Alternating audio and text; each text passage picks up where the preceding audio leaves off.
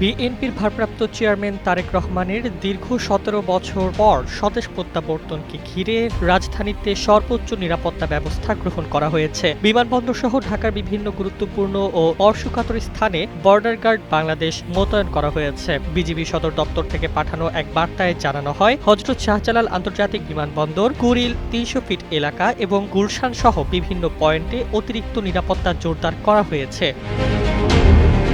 লন্ডনের হিথ্রো বিমানবন্দর থেকে বৃহস্পতিবার বাংলাদেশ সময় 12:17 ঢাকার উদ্দেশ্যে রওনা হয় তারেক রহমানকে বহনকারী ফ্লাইট DG-202।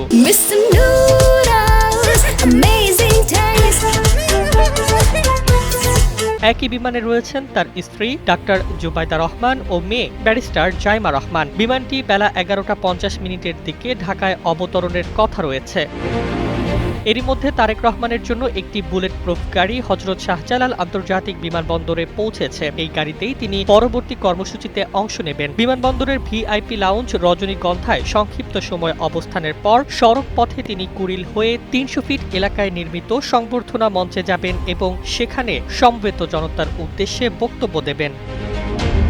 পরবর্তীতে তিনি এভার কেয়ার হাসপাতালে গিয়ে চিকিৎসাধীন মা বিএনপির চেয়ারপারসন বেগম খালেদা জিয়ার সঙ্গে সাক্ষাৎ করবেন। পুরো কর্মসূচিকে কেন্দ্র করে ৩ স্তরের নিরাপত্তা বলয় গড়ে তোলা হয়েছে। নিরাপত্তাজনিত কারণে বৃহস্পতিবার সন্ধ্যা ৬টা পর্যন্ত বিমানবন্দরে দর্শনার্থী প্রবেশ নিষিদ্ধ করেছে বেবি চক। পাশাপাশি গোয়েন্দা নজরদারি বৃদ্ধি ও সোয়াট টিমকে প্রস্তুত রাখা হয়েছে।